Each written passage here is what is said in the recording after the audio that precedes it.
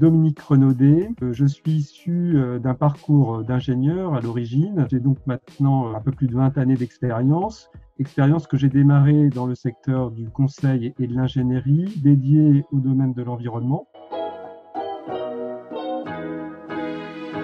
Neoclid, c'est donc un cabinet de conseil, un jeune cabinet de conseil, qui se dédie aux questions d'accompagnement de l'innovation, à la fois vers les acteurs privés et à la fois vers les acteurs publics. Le métier donc de Neoclid, c'est d'accompagner, c'est de conseiller, de coacher un certain nombre de porteurs de démarches, aider à définir des axes stratégiques et puis surtout aider à développer ce qu'on appelle l'intelligence collective, c'est-à-dire faire en sorte que des projets d'innovation associent des acteurs divers que sont potentiellement les donneurs d'ordre, publics ou privés, que sont les partenaires associés, qui sont des partenaires qui peuvent être des startups par exemple, que sont des partenaires académiques, que sont éventuellement les représentants de la société civile, des associations, etc., etc.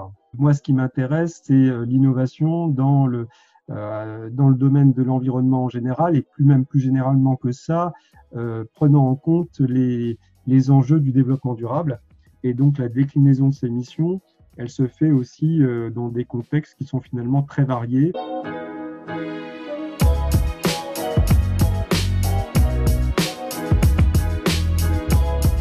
Les problématiques auxquelles moi j'ai voulu répondre, c'est finalement de dire aujourd'hui faire de l'aménagement au sens large, répondre à des problématiques d'aménagement, infrastructures, environnementales, etc., en tenant compte des défis environnementaux, climatiques et sociétaux, c'est forcément s'attaquer à des projets complexes parce que forcément ils associent de nombreux acteurs avec des profils très variés et des intérêts très variés eux-mêmes.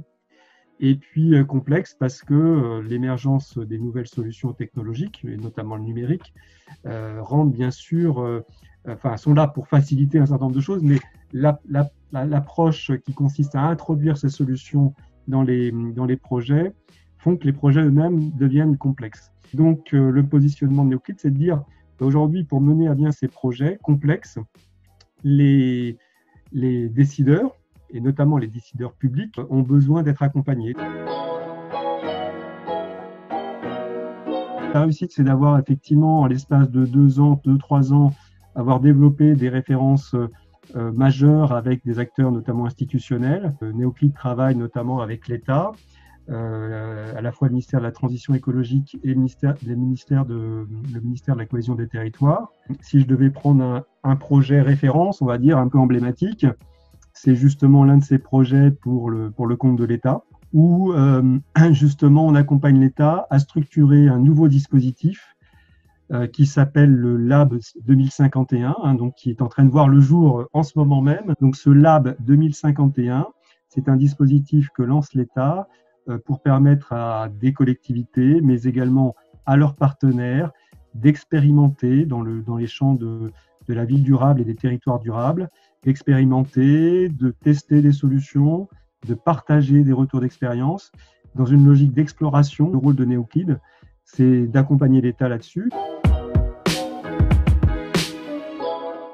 Neoclid n'est pas porteur d'innovation en tant que tel. Neoclid est plutôt un passeur d'innovation, c'est-à-dire qu'en gros, nous, on est là pour justement permettre aux innovateurs d'innover et d'innover ensemble. L'un des champs aussi d'intervention que l'on a, on s'est permis de s'intéresser à quelques startups de manière très ciblée, et donc on accompagne une startup qui est une startup basée aux États-Unis, mais qui est dirigée et fondée par un Français installé aux États-Unis, qui développe une technologie de drone autonome.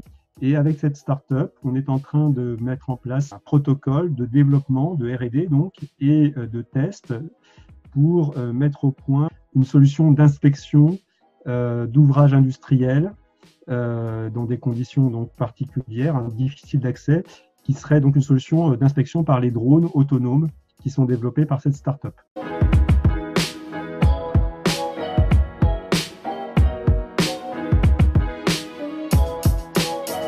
Alors, la stratégie de développement, elle est, j'ai envie de dire, elle est calquée sur ce qu'on connaît dans le métier du conseil. Il faut savoir que le métier du conseil, c'est un métier de cycle court, avec des logiques de croissance qui sont très liées à la dynamique des marchés actuels. Le secteur d'activité, son développement va dépendre beaucoup de la capacité des acteurs, notamment en période de relance économique, de se positionner sur des projets qui restent des projets innovants, complexes, où les enjeux de développement durable, bien sûr, seront au centre des sujets. Elle est absolument centrale puisque c'est l'ADN même de l'entreprise, hein, c'est du conseil, là où il y a de l'innovation. Ce qui nous intéresse, c'est la réalisation d'une ambition en matière d'innovation, c'est sa réalisation dans des choses concrètes. Et puis, quand on parle d'innovation, on est bien sûr très sensible au fait qu'elles servent l'intérêt général. Il est évident que les innovations technologiques jouent une place importante, mais pas que. Pour nous, l'innovation, c'est un assemblage malin, astucieux, intelligent de briques d'innovation qui sont certes technologiques pour certaines, mais pour d'autres qui peuvent être organisationnelles, sociétales, servicielles, etc.